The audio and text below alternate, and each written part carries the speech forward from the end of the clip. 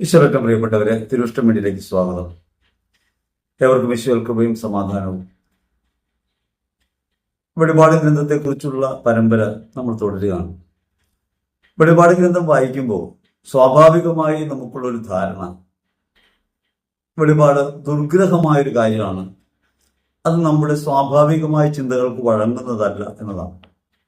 വാസ്തവത്തിൽ ഇത്തരമൊരു മനോഭാവം, മുൻവിധിയോടെ വചനഭാഗത്ത് നോക്കിക്കാണുന്ന മനോഭാവം നമ്മൾ മാറ്റേണ്ടതുണ്ട്. വിശുദ്ധ ഗ്രന്ഥം വിശ്വാസം പരിപോഷിപ്പിക്കാൻ വേണ്ടി, തെറ്റുതിരുത്താൻ വേണ്ടി, ശാസനത്തിന് വേണ്ടി, നമ്മെ തന്നെ പരിശോധിക്കാൻ വേണ്ടി, പ്രത്യാശയിലേക്ക് വളരാൻ വേണ്ടി നൽകപ്പെട്ടതാണ്. അപ്രകാരം നമുക്ക് വേണ്ടി നൽകപ്പെട്ട വചനം ദുർഗ്രഹമാകുന്നത് നമ്മുടെ മനസ്സിലാക്കൽ ശേഷിയുമായി ബന്ധപ്പെട്ടാണ്. നമ്മുടെ വിശുദ്ധ ഗ്രന്ഥത്തിലുള്ള താല്പര്യമനുസരിച്ചാണ്. വിശുദ്ധ ഗ്രന്ഥം എത്രത്തോളം നമ്മുടെ ജീവിതത്തിന്റെ പ്രഥമ പാഠമാണ് എന്ന നിലയ്ക്ക് നാം കാണാൻ തുടങ്ങിയാൽ നിശ്ചയമായിട്ടും വിശുദ്ധ ഗ്രന്ഥത്തിലെ വചനങ്ങൾ നമുക്ക് മനസ്സിലാക്കാൻ കഴിയും. ഒന്ന്. രണ്ടാമത്, നമുക്ക് പരിശുദ്ധാത്മാവ് നൽകപ്പെട്ടിട്ടുണ്ട്. ദൈവത്തിന്റെ ആത്മാവ് ജ്ഞാനത്തിന്റെ ആത്മാവാണ്.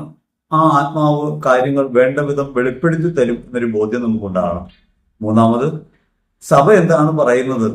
സഭ വെളിപാട് ഗ്രന്ഥത്തെക്കുറിച്ചും വിശുദ്ധ ഗ്രന്ഥത്തിലെ ഓരോ വചനത്തെക്കുറിച്ചും എന്താണ് നമ്മൾ പറയുന്നത് എന്നത് അന്വേഷിക്കാനുള്ള ഒരു മനോഭാവം നമുക്കുണ്ടാകണം.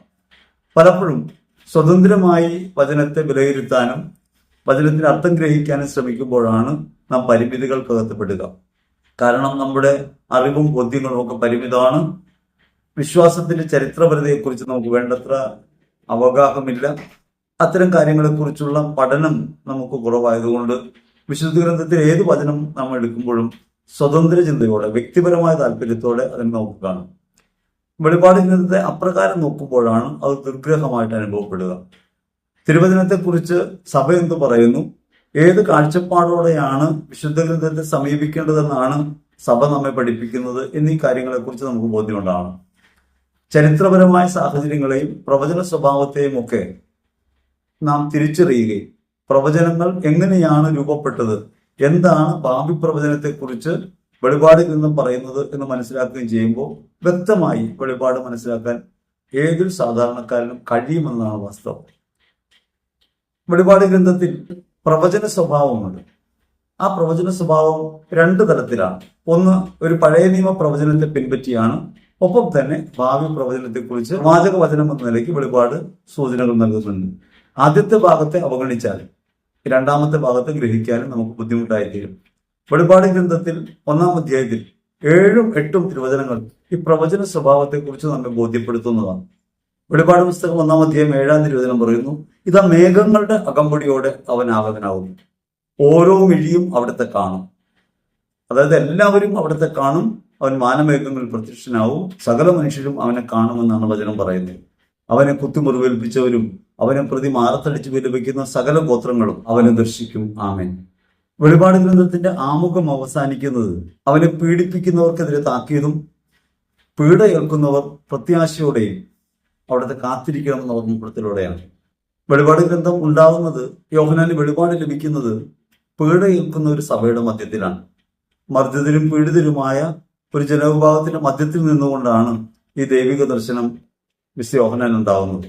മതമർദ്ദനത്തിൽ തളർന്നു പോകുന്ന ഒരു ജനതയുടെ മുമ്പിൽ അവർക്ക് പ്രത്യാശ നൽകുന്ന വചനമായിട്ടാണ് വെളിപാട് ഗ്രന്ഥം വിശുദ്ധ യോഹന്നാൻ അവതരിപ്പിക്കുന്നത്. 7-ാം തിരുവചനത്തിൽ കാണുന്ന ഭാഗങ്ങൾ, ഒന്ന് ദാനിയേൽ പ്രവചനത്തിൽ നിർത്താണ്, അതേസമയം തന്നെ സക്രിയ പ്രവചനത്തിൽ നിർത്താണ്. രണ്ട് പഴയ നിയമ പ്രവചനങ്ങൾ അതിനകത്ത് ഉള്ളടങ്ങിയിട്ടുണ്ട് എന്ന കാര്യം ഓർക്കണം. പ്രവചനത്തിന്റെ 2-ാം ഭാഗമാകട്ടെ ഭാവിയെ സംബന്ധിച്ചുള്ള പ്രവചനമാണ്. ഭാവിയിൽ ലോകത്ത് സംഭവിക്കാനിരിക്കുന്ന കാര്യങ്ങളെക്കുറിച്ചാണ്. ആദ്യത്തെ പ്രവചന ഭാഗത്തെ മനസ്സിലാക്കിയാൽ മാത്രമേ രണ്ടാമത്തെ ഭാഗത്തെ വ്യക്തമായി തിരിച്ചറിയാൻ നമുക്ക് കഴിയും. ആദ്യത്തെ പ്രവചന ഭാഗം ദാനിയേൽ 7:13 നമുക്ക് കാണാം.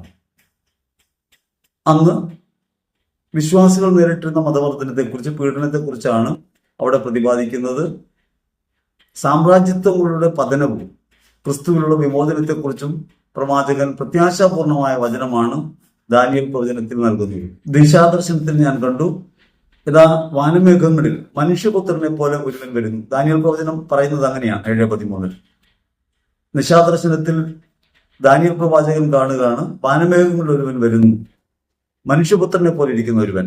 ഈ പ്രവചന ഭാഗമാണ് വെളിപാട് ഗ്രന്ഥം പറയുന്ന വാനമേഘങ്ങളിൽ അവൻ വരുന്നു, എല്ലാ മിഴികളും അവനെ കാണുമെന്ന് പറയുന്നിടത്ത് നമുക്ക് കാണാൻ കഴിയുക. രണ്ടാം ഭാഗത്ത് സക്കറിയ പ്രവചനമാണ്. അവനെ കുത്തി മുറിവേൽപ്പിച്ചവരെല്ലാം അവനെ നോക്കി നിൽക്കും. സക്കറിയ പ്രവചനം 12:10 നമുക്കത് കാണാം. ദാവീദ് ഭവനത്തിന്റെയും ജെറുസലേം നിവാസികളുടെയും മേൽ കൃപയുടെയും പ്രാർത്ഥനയുടെയും ചൈതന്യം ഞാൻ പകരും. അപ്പോൾ തങ്ങൾ കുത്തി മുറിവേൽപ്പിച്ചവനെ നോക്കി ഏകജാതിനെ പ്രതി എന്ന പോലെ അവർ കരയും, ആദിജാതിനെ പ്രതി എന്ന പോലെ ദുഃഖത്തോടെ കരയും. ഈ ഭാഗമാണ് പ്രവചനത്തിലെ 1-ാം ഭാഗത്ത് പ്രവാചക സന്ദേശം ഉൾക്കൊള്ളുന്ന വെളിപാട് പുസ്തകത്തിൽ 1:7 നമുക്ക് കാണാൻ പറ്റുക. അവിടെ പ്രവാചക വചസ്സുകളെ ഓർമ്മപ്പെടുത്തിക്കൊണ്ടാണ് അവനെ കുത്തി മുറിവേൽപ്പിച്ചവനെ തങ്ങൾ നോക്കി നിൽക്കും, അവൻ വാനമേഘങ്ങളിൽ വരും എന്ന ഭാഗം നമുക്ക് കാണാൻ പറ്റുക. ദാനിയേൽ പ്രവചനം സാമ്രാജ്യത്വത്തിന് മേലുള്ള വിജയത്തെക്കുറിച്ചാണ് പറയുന്നത്. അവിടെ ബാബിലോൺ, മേദിയ, പേർഷ്യ, ഗ്രീസ് എന്ന് 4 സാമ്രാജ്യങ്ങളുടെ തകർച്ചയ്ക്ക് ശേഷം, അത് 4 മൃഗങ്ങളുടെ രൂപത്തിലൊക്കെ ദാനിയേൽ പ്രവചനം അവതരിപ്പിക്കുന്നുണ്ട്. അതിനുശേഷം അന്ത്യോക്യസ് 4-ാമന്റെ കാലത്തുള്ള ക്രൂരമായ മതമർദ്ദനത്തെ അതിജീവിക്കുന്ന പ്രത്യാശയുടെ വചനമായിട്ടാണ് ഈ പ്രവാചക വചനം ദാനിയേൽ പുസ്തകത്തിൽ നമുക്ക് കാണാൻ പറ്റുക.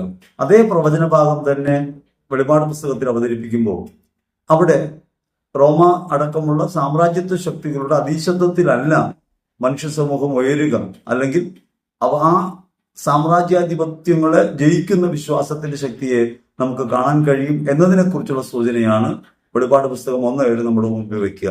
അപ്പൊ പഴയ നിയമത്തിലെ മതവർദ്ധനത്തെ കുറിച്ച് പറയുകയും അതേസമയം നിലനിൽക്കുന്ന റോമ സാമ്രാജ്യത്തിന് കീഴിലുള്ള മതവർദ്ധനത്തെ കുറിച്ച് ഓർമ്മപ്പെടുത്തുകയും ചെയ്തുകൊണ്ടാണ് പ്രത്യാശയുടെ വചനമായിട്ട് വെളിപാട് പുസ്തകത്തിൽ ഈ പ്രവാചക വചനം നമുക്ക് നൽകുക. അത് പഴയ നിയമത്തിൽ നിന്ന് ആരംഭിക്കുന്ന ഒരു പ്രവാചക ദൗത്യത്തിന്റെ തുടർച്ചയായിട്ടാണ് നമുക്ക് കാണാൻ പറ്റും. വെളിപാട് ഗ്രന്ഥം പറയുമ്പോൾ എല്ലാ അധികാര ശക്തികളെയും കീഴ്പ്പെടുത്തുന്ന ദൈവത്തിന്റെ സ്നേഹത്തെ, ക്രിസ്തുവിന്റെ വിജയത്തെക്കുറിച്ച് അത് പറയുന്നുണ്ട്.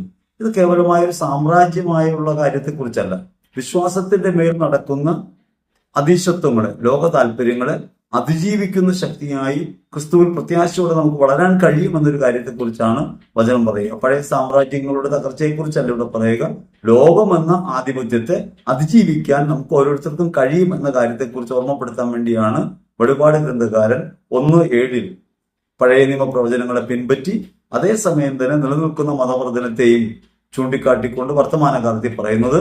അത് ഭാവിയിൽ ഇന്ന് നമുക്ക് കാണാവുന്നത് നമ്മുടെ മേൽ ലോകം ചെലുത്തുന്ന ആധിപത്യങ്ങൾ വിജയിക്കാൻ ക്രിസ്തുവിൽ നമുക്ക് കഴിയുമെന്ന പ്രത്യാശയാണ്. അങ്ങനെ ക്രിസ്തുവിലേക്ക് നോക്കുമ്പോൾ, അവനിലേക്ക് പ്രത്യാശ വയ്ക്കുമ്പോൾ നമുക്ക് ലോകാധിപത്യത്തെ ജയിക്കാൻ കഴിയും. ഈശോ പറഞ്ഞിട്ടുണ്ട്, ഈ ലോകത്തിന്റെ അധികാരിയെ ജയിക്കാനാണ് താൻ വരുന്നതെന്ന്. യോഹന്നാൻ സുവിശേഷത്തിൽ 12-ാം അധ്യായത്തിൽ 31-ാം തിരുവചനത്തിൽ ഇപ്പോഴാണ് ന്യായവിധി, ലോകത്തിന്റെ അധികാരി പുറന്തള്ളപ്പെടും. പലപ്പോഴും നമ്മൾ വിചാരിക്കുന്നത് ലോകത്തിന് നമ്മുടെ മേൽ അധികാരം ഉണ്ടെന്നാണ്. ലോകത്തിന്റെ അധീശ ശക്തികളെ നമുക്ക് ഇപ്പോഴും ഭയമാണ്. അതുകൊണ്ട് പൈശാചിക തിന്മകളെ പോലും ലോകത്തിന്റെ അധികാരിയായിട്ട് ഇപ്പോഴും നമ്മൾ വ്യാഖ്യാനിക്കുന്നുണ്ട്. വാസ്തവത്തിൽ ക്രിസ്തുവിൽ ഈ അധികാരം പുറന്തള്ളപ്പെട്ടു എന്ന കാര്യം നമുക്ക് ഓർമ്മയുണ്ടാകണം. അപ്രകാരം പുറന്തള്ളപ്പെട്ട ഒരു അധികാരത്തെയാണ് പലപ്പോഴും നമ്മൾ വാഴ്ത്തിപ്പാടിക്കൊണ്ടിരിക്കുന്നത്. നമ്മൾ പറയുന്നത് ഈ ലോകം ശക്തമാണ്, ലോകത്തിന്റെ അധികാരം സർവശക്തമാണ് എന്ന് നാം പറയുമ്പോൾ യഥാർത്ഥത്തിൽ ക്രിസ്തുവിൽ നമുക്കുണ്ടായ വിമോചനത്തെ നാം തള്ളിപ്പറയാണ്. ഈശോ പറയുന്നു, ലോകത്തിന്റെ അധികാരി പുറന്തള്ളപ്പെടും. എപ്പോഴാണ് ന്യായവിധി? ക്രിസ്തു കുരിശിൽ മരിക്കുമ്പോഴാണ്. യേശു കുരിശിൽ മരിക്കുമ്പോൾ ലോകത്തിന്റെ ഒരു ന്യായവിധി നടക്കുകയാണ്, തിന്മയെ ജയിക്കുക. അങ്ങനെ ലോകത്തിന് ന്യായവിധി നടക്കുകയും പ്രത്യാശയിലേക്ക് നമുക്ക് വളരാൻ കഴിയുകയും ചെയ്യുമെന്ന തിരുവചനത്തെ ഹൃദയത്തിൽ ഉറപ്പിച്ചുകൊണ്ടും ലോകത്ത് ഇന്ന് ഏതുതരം ആധിപത്യമുണ്ടെങ്കിലും ആ ആധിപത്യങ്ങളെക്കാൾ ഉപരിയായ ദൈവിക ആധിപത്യം, ദൈവിക സ്വാതന്ത്ര്യം, ക്രിസ്തുവുള്ള വിമോചനം നമുക്ക് അനുഭവിക്കാൻ കഴിയും എന്ന പ്രത്യാശയാണ് ഈ വചനഭാഗം നമ്മുടെ മുമ്പിൽ വയ്ക്കുന്നത്. വെളിപാട് ഗ്രന്ഥം പറയുന്ന ഈ വിമോചനത്തെക്കുറിച്ചുള്ള പ്രവചനം യഥാർത്ഥത്തിൽ ക്രിസ്തുവിൽ അപ്രകാരം നിറവേറി എന്നത് വിശുദ്ധ യോഹന്നാൻ സുവിശേഷത്തിൽ നമുക്ക് കാണാം. യോഹന്നാൻ 14:30 അവിടെ നിന്ന് പറയും, ലോകത്തിന്റെ അധികാരി വരുന്നു, പക്ഷെ എന്റെ മേൽ അവന് അധികാരമില്ല. ലോകത്തിൽ ഒരു അധികാര ശക്തിയുണ്ട്, ആ ലോകത്തിന്റെ അധികാരത്തിന് കീഴ്പ്പെട്ടല്ല താൻ ഭൂമിയിൽ വന്നിരിക്കുന്നത്. മനുഷ്യപുത്രനായ തന്റെ മേൽ അവന് അധികാരമില്ല എന്ന് ക്രിസ്തു പ്രഖ്യാപിക്കുന്നതിലൂടെ മനുഷ്യത്വത്തിന്റെ മേൽ പൈശാചിക തിന്മകൾക്ക്, ലോകാധിപത്യത്തിന് അധീശത്വ അധികാരങ്ങളില്ല എന്ന കാര്യം ക്രിസ്തു ഓർമ്മപ്പെടുത്തുന്നുണ്ട്. നമുക്ക് എപ്പോഴും ഇല്ലാതെ പോകുന്ന ഒരു ബോധം ഇതാണ്, ക്രിസ്തുവിന്റെ അധികാരത്തിന് കീഴിലാണ് നമ്മളെന്ന ബോധ്യം നമുക്കില്ല. അതുകൊണ്ട് പൈശാചിക ആക്രമണങ്ങളെ കുറിച്ച്, മറ്റുള്ളവർ നമ്മെ ആക്രമിക്കുന്നതിനെ കുറിച്ച്, കീഴ്പ്പെടുത്തുന്നതിനെ കുറിച്ച്, ലോകത്തിന്റെ പ്രലോഭനങ്ങൾ നമ്മെ വീഴ്ത്തുന്നതിനെ കുറിച്ചൊക്കെ വളരെയധികം ഉത്കണ്ഠാകുലരാണ് നമ്മൾ. അതിനെക്കുറിച്ചൊക്കെ നമ്മൾ ഇങ്ങനെ വ്യാഖ്യാനിച്ചുകൊണ്ടിരിക്കുകയാണ്. വാസ്തവത്തിൽ ഈ ലോകത്തിന്റെ അധികാരി പരാജയപ്പെട്ടുവെന്നും ക്രിസ്തുവിൽ നാം വീണ്ടെടുക്കപ്പെട്ടു എന്ന കാര്യം നമുക്ക് ഓർമ്മയുണ്ടാകും. ആ ഓർമ്മ നമുക്കുണ്ടാകുമ്പോൾ മാത്രമേ ഭാവി പ്രവചനമായി ഒരു അധികാരവും ഒരു അധീശത്വവും നമ്മുടെ മേൽ ഉണ്ടാവുകയില്ല. നാം ക്രിസ്തുവിൽ സ്വതന്ത്രരാണ് എന്ന ബോധ്യത്തോടെ നമുക്ക് ജീവിക്കാൻ പറ്റും. വെളിപാട് ഗ്രന്ഥം ഒരേ സമയം പീഡകർക്ക് താക്കീതും പീഡിതർക്ക് വിമോചനത്തിന്റെ പ്രത്യാശയുമാണെന്ന് പറഞ്ഞല്ലോ.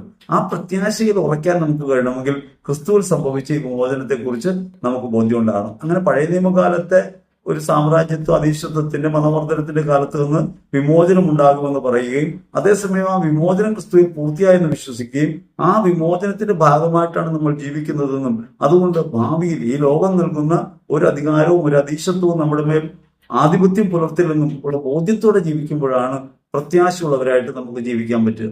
യോഹന്നാൻ സുവിശേഷത്തിൽ 16-ാം അധ്യായത്തിൽ 11-ാം തിരുവചനത്തിൽ ലോകത്തിന്റെ അധികാരി വിധിക്കപ്പെട്ടിരിക്കുന്നതിനാൽ, ന്യായവിധിയെക്കുറിച്ച് പറയുമ്പോൾ പരിശുദ്ധാത്മാവിൽ നമുക്കുണ്ടാകേണ്ട ബോധ്യമാണ് ലോകത്തിന്റെ അധികാരി വിധിക്കപ്പെട്ടിരിക്കുന്നതിനാൽ. ന്യായവിധിയെക്കുറിച്ചും ലോകത്തിന്റെ അധികാരി വിധിക്കപ്പെട്ടിരിക്കുന്നു. ക്രിസ്തു കുരിശിൽ മരിക്കുമ്പോൾ ലോകത്തിന്റെ ആധിപത്യത്തെ തോൽപ്പിച്ചിട്ടുണ്ടെന്നും സകല മനുഷ്യരും വിമോചിതരായെന്നുമുള്ള യാഥാർത്ഥ്യത്തിലേക്ക് നമുക്ക് വരാൻ പറ്റണം.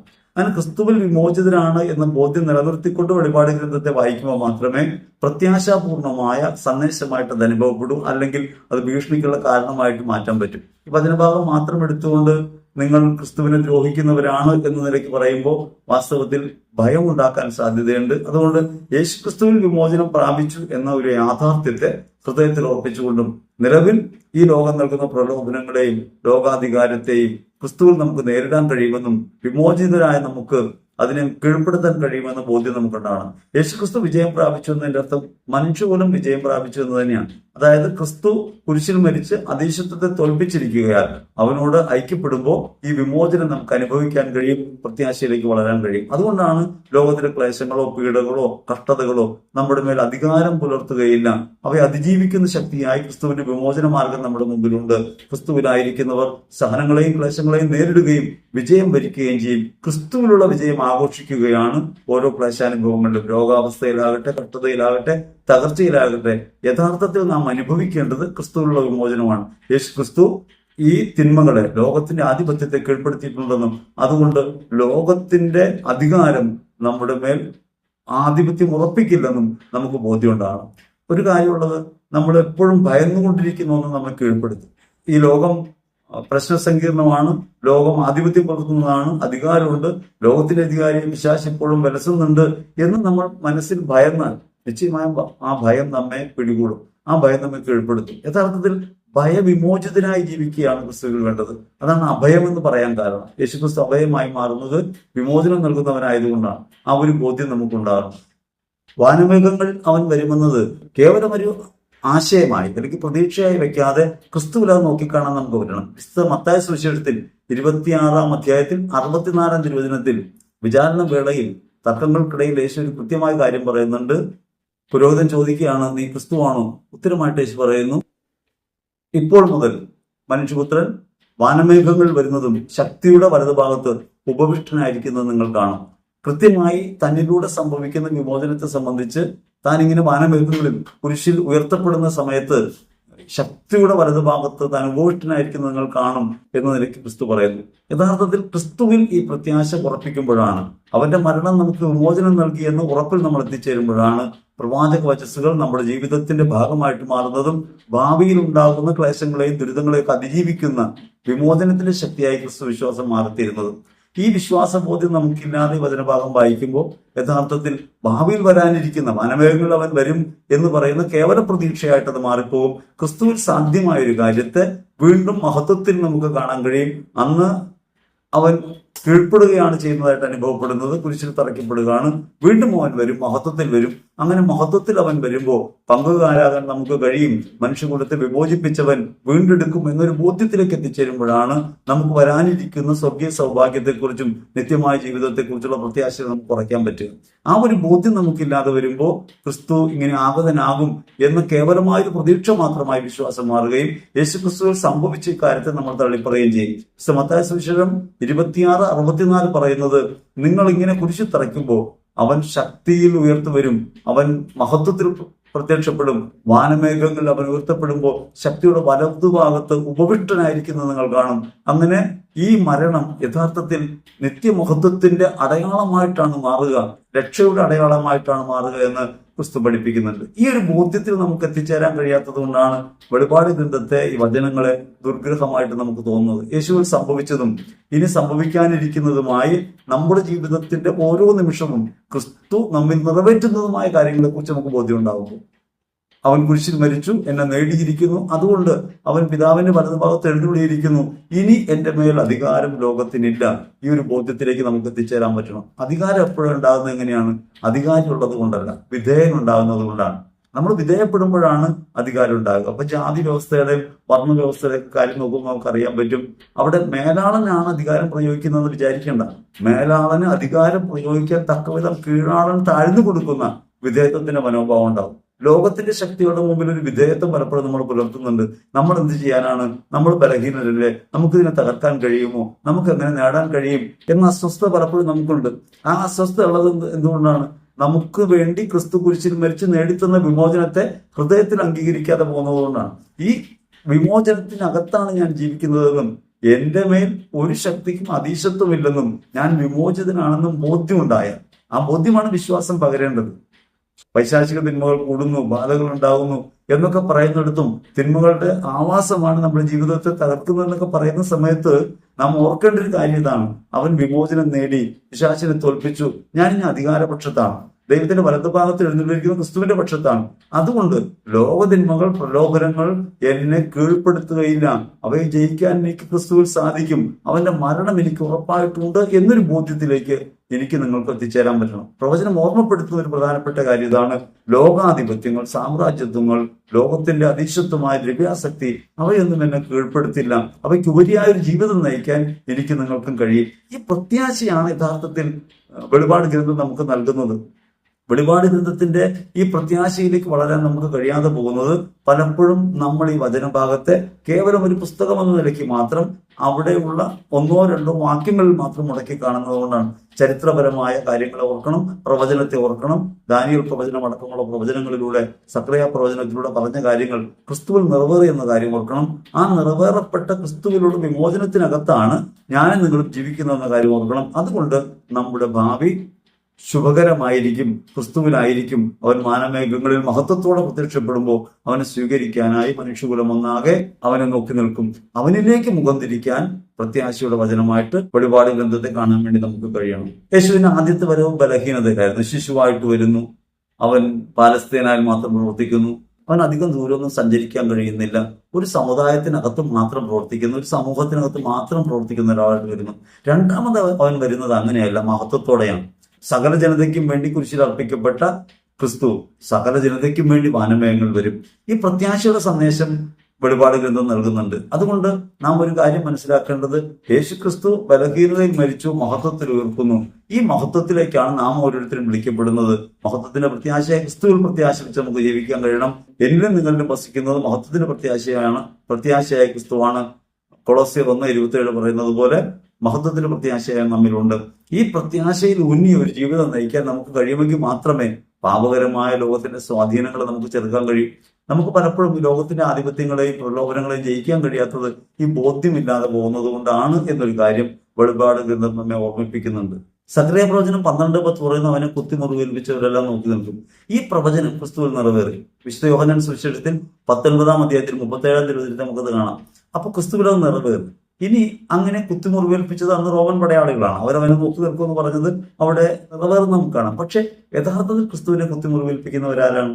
അത് അവന്റെ സ്നേഹത്തിനെതിരായി പോകുന്നവരാണ്. അവനെ തിരിച്ചറിഞ്ഞിട്ടും അവനെ നിഷേധിക്കുന്നവരാണ്. അപ്പൊ നമ്മൾ പാപം ചെയ്യുമ്പോൾ ഈ മുറിവേൽപ്പിക്കൽ നടക്കുന്നുണ്ട്.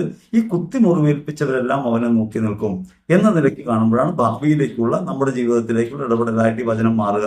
അതുകൊണ്ട് ക്രിസ്തുവിൽ നാം ഇങ്ങനെ വിജയിച്ചിട്ടുണ്ടെന്നും അവനെ മുറിവേൽപ്പിച്ച നമ്മൾ അവനിലേക്ക് തിരിയുന്നുവെന്നും അങ്ങനെ ദുഃഖത്തോടെ അവനിലേക്ക് തിരിയുന്ന നമുക്ക് അനുതാപത്തിന്റെ കൃപയിലൂടെ ആത്മാവിന്റെ ബലത്തിൽ വിജയം വരിക്കാൻ കഴിയുമെന്നും അവനെ മഹത്വത്തിൽ ദർശിക്കാൻ കഴിയുമെന്നൊരു കാര്യം കൂടി നാം ഉറപ്പാക്കേണ്ടതുണ്ട്. ഈ വചനഭാഗത്ത് അതെ, ആമേൻ എന്ന 2 വാക്കുകൾ നമുക്ക് കാണാം. ആദ്യത്തെ ഗ്രീക്കാണ്, രണ്ടാമത്തെ ഹീബ്രു ആണ്. രണ്ടും ആമേൻ എന്ന് പറയുന്നത് അങ്ങനെ തന്നെയാണ് എന്ന് സത്യം ഉറപ്പിക്കാൻ വേണ്ടിയാണ്. അതുകൊണ്ട് തിരുവചനം വായിക്കുമ്പോൾ അതിന്റെ അർത്ഥത്തിലേക്ക് നമുക്ക് പോകാൻ പറ്റണം. ഒപ്പം തന്നെ അതിന്റെ പ്രവാചകപരമായ വചനങ്ങളെ കാണാൻ പറ്റണം. യേശുക്രിസ്തു നിറവേറിയത് കാണാൻ പറ്റണം. ഭാവി പ്രതീക്ഷയായിട്ട് അവൻ മഹത്വത്തിൽ വരുന്ന പ്രത്യാശയോടെ കാത്തിരിക്കാൻ ആത്മാവ് നൽകപ്പെട്ട ജനമെന്ന നിലയ്ക്ക് ബോധ്യത്തോടെ വിശ്വാസത്തോടെ നമുക്ക് ജീവിക്കാൻ കഴിയണം. അവിടെയാണ് വചനം നമുക്ക് അനുഭവപ്രദമായിട്ട് മാറുക. ഇങ്ങനെ കണ്ടില്ലെങ്കിൽ പ്രവാചക വചസ്സുകൾ ദുർഗ്രഹമായിട്ട് നമുക്ക് അനുഭവപ്പെടും. വെളിപാട് 1:8 നമ്മൾ കാണുന്നത് പഴയ നിയമ പ്രവചനങ്ങളുടെ സ്വഭാവമാണ്. വെളിപാട് 1:8 ദൈവം തന്നെയാണ് സംസാരിക്കുന്നത്. അവിടെ നമുക്ക് പുറപ്പാട് പുസ്തകത്തിൽ 3:14 കാണാൻ പറ്റും. യെശയ്യാ പ്രവചനത്തിൽ 41:4 കാണാൻ പറ്റും. ആമോസ് പ്രവചനം 4:13 കാണാൻ പറ്റും. ദൈവം തന്നെ നേരിട്ട് സംസാരിക്കുന്നു. ദൈവം സംസാരിക്കുന്ന വാക്കുകൾ നമ്മൾ കേൾക്കുമ്പോൾ ദൈവത്തിന്റെ വചനങ്ങളെ തിരിച്ചറിയാൻ കഴിയണമെങ്കിൽ ഈ പഴയ നിയമത്തിലെ പ്രവാചക വചസ്സുകൾ നമുക്ക് ഓർക്കാൻ പറ്റണം. അതുകൊണ്ടാണ് പഴയ നിയമത്തെ തള്ളിക്കളയുകയല്ല, പഴയ നിയമം പുതിയ നിയമത്തെ ഉറപ്പിക്കാൻ വേണ്ടിയാണ് നമ്മൾ പറയുന്നത്. അതുകൊണ്ടാണ് പഴയ നിയമത്തിലെ പ്രവചനങ്ങൾ ക്രിസ്തുവിനെ കുറിച്ചുള്ളതാണ്, യേശുവിൽ നിറവേറിയ കാര്യങ്ങളെ കുറിച്ചുള്ളതാണ്, അത് എന്നേക്കുമുള്ളതാണ്. ആ പ്രവചനങ്ങൾ ഒഴിവാക്കാൻ കഴിയില്ല. കാരണം ഈ പ്രവചനത്തിലൂടെ ക്രിസ്തു നമുക്ക് വിമോചകനായി മാറി. ആ വിമോചനം നാം അനുഭവിക്കുന്ന കാലത്തോളം പ്രവാചക വചസ്സുകൾക്ക് വോയിസ് ഉണ്ട്. അപ്പൊ അതുകൊണ്ട് തള്ളിക്കളയല്ല വേണ്ടത്. ഈ പുറപ്പാടിലൂടെ, യേശയ്യയിലൂടെ, ആമോസിലൂടെ ഒക്കെ പറഞ്ഞ കാര്യങ്ങൾ നമ്മിൽ സംഭവിക്കുന്നു, ക്രിസ്തുവിൽ സംഭവിച്ച കാര്യങ്ങൾ നമ്മിലൂടെ നിറവേറുന്നു എന്നൊരു ബോധ്യമുണ്ടാകുമ്പോൾ പഴയ നിയമത്തെ നമുക്ക് ഓർക്കേണ്ടി വരും. പക്ഷെ പഴയ നിയമത്തെ നമ്മൾ കേവലമായി പ്രമാണിക്കുകയും ഈ കാര്യമാണ് എന്നേക്കുമുള്ളതെന്ന് കരുതുകയും ചെയ്യുമ്പോൾ ക്രിസ്തുവിൽ സംഭവിച്ച കാര്യങ്ങൾ നമ്മൾ തള്ളിപ്പറയുന്നതിനുമായിട്ട് മാറും. അതുകൊണ്ട് ക്രിസ്തുവിൽ സംഭവിച്ച കാര്യങ്ങളെ കുറിച്ചാണ് പ്രവാചക വചസ്സുകൾ പറയുന്നത്. ക്രിസ്തുവിൽ സംഭവിച്ച കാര്യങ്ങൾ നമ്മൾ ഓരോരുത്തരിലും നിറവേറുന്നുണ്ട് എന്നതുകൊണ്ടാണ് പ്രവാചക വചസ്സുകൾക്ക് പ്രസക്തി ഉണ്ടാകുന്നത്. വെളിപാട് 1:8 പറയുന്നത് താൻ ആയിരുന്നവനും ആയിരിക്കുന്നവനും വരാനിരിക്കുന്നവനുമാണ്, താൻ ആദിയും അന്തവുമാണെന്നാണ്. ഗ്രീക്കിലെ അക്ഷരമാലയിൽ നിന്ന് ആൽഫയും ഒമേഗയും എടുത്തിട്ടാണ് വെളിപാട് ഗ്രന്ഥം പറയുന്നത്. ആൽഫയും ഒമേഗയുമാണ്, അതായത് ആദിയും അന്ത്യവും, തുടക്കവും ലക്ഷ്യസ്ഥാനവും ക്രിസ്തു തന്നെയാണ്. ആ ക്രിസ്തുവിലാണ് നമ്മളെന്ന ബോധ്യം ഉണ്ടാകണം. അങ്ങനെ എന്നേക്കുമായ ഒരുവനാണ് നമ്മോട് സംസാരിക്കുന്നതെന്ന ബോധ്യം ഉണ്ടാകണം. അങ്ങനെ എന്നേക്കുമായവനാണെന്ന് പറയുമ്പോൾ അതിൽ 3 ഭാഗങ്ങൾ നമ്മൾ കാണണം. ഒരു പൂർവിക കാലം കാണണം, ക്രിസ്തുവിൽ സംഭവിച്ച കാര്യങ്ങൾ, യേശു ക്രിസ്തുവിൽ നിറവേറിയ കാര്യങ്ങളെ കുറിച്ച് കാണണം, ഇന്നത്തെ ജീവിതത്തെ കുറിച്ച് കാണണം, ഒപ്പം തന്നെ ഭാവി പ്രതീക്ഷയെക്കുറിച്ച് നമുക്ക് കാണാൻ പറ്റണം. ഇങ്ങനെ എന്നേക്കുമുള്ള ഒന്നായിട്ട് ദൈവവചനത്തെ സ്വീകരിക്കണം, വെളിപാടിനെ സ്വീകരിക്കണം. അത് പ്രവചന സ്വഭാവമുള്ളതാണ്, എന്നേക്കും അത് നിലനിൽക്കുന്നു എന്ന കാര്യമാണ് വെളിപാട് 1:8 നമ്മെ ഓർമ്മിപ്പിക്കുന്നത്. വെളിപാട് 1:4 നമ്മൾ കണ്ടതാണ് നിത്യനായ ദൈവം എന്നാണ് വിളിക്കപ്പെടുന്നത്. സർവശക്തൻ. സർവശക്തൻ എന്ന പദത്തിന് ഗ്രീക്കിൽ ഉപയോഗിക്കുന്നത് പന്തോക്രാത്തോ എന്ന വാക്കാണ്. അതിനർത്ഥം എന്താണ്? നിത്യനായ സർവശക്തനായ ദൈവം എന്നാണ്. സർവശക്തനായ ദൈവം യേശുവാണ് എന്ന വെളിപ്പെടുത്തൽ വെളിപാട് 1:8 നമ്മൾ ഉപയോഗിക്കുന്നുണ്ട്. അങ്ങനെ എന്നേക്കുമായ ഒരു നമ്മോട് പറയുന്ന കാര്യങ്ങളായി തിരിച്ചറിയാൻ കഴിയണം വചനത്തെ. അങ്ങനെ വചനത്തെ സ്വീകരിക്കാൻ നമുക്ക് കഴിയേണ്ടതുണ്ട് എന്ന് വെളിപാടിന്റെ പ്രവചന ഭാഗം എന്ന നിലയ്ക്ക് വെളിപാട് പുസ്തകത്തിലെ 1-ാം അധ്യായത്തിൽ 7-8 തിരുവചനങ്ങൾ നമുക്ക് കാണാൻ പറ്റും. ഈ സർവശക്തൻ എന്ന പ്രയോഗം വിശുദ്ധ ഗ്രന്ഥത്തിൽ 10 ഇടങ്ങളിൽ നമുക്ക് കാണാം. അതിലെ 9 ഭാഗത്തും വെളിപാടിലാണ്. 2 കൊരിന്ത്യർ 6:18 മറ്റൊരു ഭാഗത്ത് നമുക്ക് കാണാൻ പറ്റും. സൈന്യങ്ങളുടെ കർത്താവ് എന്ന പഴയ നിയമ പ്രവചനത്തിന്റെ അല്ലെങ്കിൽ ആ പ്രഘോഷണത്തിന്റെ ഭാഗം തന്നെയായിട്ട് കാണണം. എന്നേക്കുമുള്ളവരും നിത്യനായവനും സർവശക്തനുമായവനുമായി യേശുവിനെ അവതരിപ്പിക്കുകയാണ് വെളിപാട് ഗ്രന്ഥം. അതുകൊണ്ട് ഇത് നമ്മൾ തിരിച്ചറിഞ്ഞ് ദൈവം എന്നേക്കുമുള്ളവനാണ് എന്നത് ക്രിസ്തുവിൽ നിറവേറിയ അനുഭവങ്ങളിൽ നിന്നും ജീവിതത്തിന്റെ ആധുനിക കാലത്തെ, വർത്തമാന കാലത്തെ ഓരോ നിമിഷത്തിലേക്ക് നമുക്ക് കൂട്ടി വിളക്കാൻ കഴിയണം. അങ്ങനെ യോജിച്ച് ചിന്തിക്കുമ്പോഴാണ് നമ്മിൽ എന്നും പ്രവർത്തിക്കുന്ന നിത്യനായ ദൈവത്തിന്റെ കൂട്ടായ്മയിലാണ് നമ്മളെന്നും അവനിലാണ് പ്രത്യാശ ഉറപ്പിച്ചിരിക്കുന്നതെന്നും അവൻ മാനമേഘങ്ങളിൽ വരുന്നത് കാണാനായി നമുക്ക് കഴിയുമെന്നും അവന് പ്രത്യാശയോടെ കാത്തിരിക്കേണ്ടവരാണ് നാമെന്നും നിരന്തരമായി ദൈവാഭിമുഖ്യമുള്ളവരായി നമ്മൾ ജീവിക്കണമെന്നുള്ള കാര്യം വ്യക്തമാകുന്നു. ഇങ്ങനെ ചിന്തിക്കുമ്പോൾ നമുക്ക് ലോകത്തോട് ഭയം ഉണ്ടാകില്ല. അപ്പൊ അതിൽ നിന്ന് വ്യത്യസ്തമായ രീതിയിൽ കാണാൻ പറ്റും. നമ്മൾ ഈ ലോകത്തെ ഭയക്കേണ്ടതില്ല. വിജയായ ഒരുവന്റെ കൂടെ, നിത്യനായ ഒരുവന്റെ കൂടെയാണ്, സർവശക്തന്റെ കൂടെയാണ്. നമ്മൾ ലോകത്തിന്റെ അതീശത്വത്തെ ജയിച്ചവരാണ്.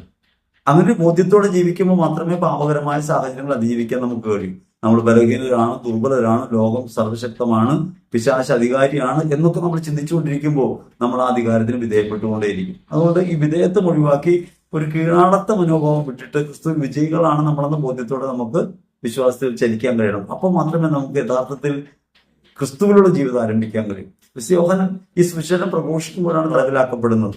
ക്രിസ്തുവിനെ പ്രഘോഷിക്കുമ്പോൾ തടവിലാക്കപ്പെടുന്ന യോഹന്നാൻ നാടുകടത്തപ്പെട്ട അവസരത്തിലാണ് ഈ പഴയ നിയമഭാഗത്തെ ഓർക്കുന്നത്, ക്രിസ്തുവിൽ നിറവേറിയ കാര്യത്തെ ഓർക്കുന്നത്, ഭാവി പ്രവചനമായി വെളിപാടിന്റെ അനുഭവത്തിലേക്ക് പ്രവേശിക്കുന്നത്. അതുകൊണ്ട് നാം തിരിച്ചറിയേണ്ടത് ചരിത്രത്തെ നയിക്കുന്ന ദൈവമാണ്. ഈ പീഡകളുടെയും അധീശത്വത്തിന്റെയും കാലമൊക്കെ അവസാനിക്കും. ഒരു ആധിപത്യവും നമ്മൾ കീഴ്പ്പെടുത്തില്ല. ക്രിസ്തുവിൽ നാം വിമോചിതരാണ്. ഈ ഒരു പ്രത്യാശയോടെ ജീവിക്കാനാണ് പ്രവാചക വചസ്സുകൾ നമ്മൾ ഓർമ്മപ്പെടുത്തുന്നത്. യഥാർത്ഥത്തിൽ വെളിപാടുകളിൽ നിന്ന് നമ്മെ ധൈര്യപ്പെടുത്തുന്നതാണ്. ആനുകാലികമായി നാം അനുഭവിക്കുന്ന ഓരോ അനുഭവങ്ങളും ക്രിസ്തു അനുഭവത്തോട് കൂട്ടിച്ചേർത്ത് വായിക്കാനാണ് വെളിപാട് നമ്മെ പഠിപ്പിക്കുന്നത്. ഈ രക്ഷയിൽ നാം ചരിക്കുന്നുവെന്നും ആ രക്ഷ നമുക്ക് നൽകിയ ക്രിസ്തുവിൽ നാം പ്രത്യാശ വയ്ക്കുന്നുവെന്നും പിതാവിന്റെ വലതുഭാഗത്ത് ഉപവിഷ്ടനായിരിക്കുന്നവൻ നമുക്ക് ദൃശ്യനാവുമെന്നും വാനമേഘങ്ങൾ പ്രത്യക്ഷപ്പെടുമെന്ന് നാം വിശ്വസിക്കുന്നു.